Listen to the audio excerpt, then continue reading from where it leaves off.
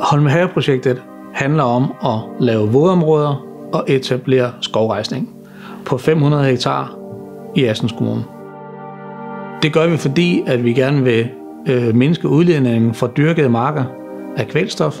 Vi vil gerne have en klimaeffekt i form af mindre udledning af CO2 fra de våde marker, og vi vil gerne sikre grundvandsbeskyttelsen og biodiversiteten i det område, vi arbejder i. Holmehave-projektet er finansieret af forskellige partnere.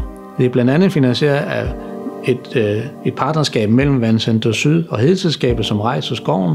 Det er finansieret af de statslige ordninger i Danmark omkring vådområder, og så er det finansieret af Nordisk Ministerråd, som giver os penge til de processer, vi arbejder med i projektet.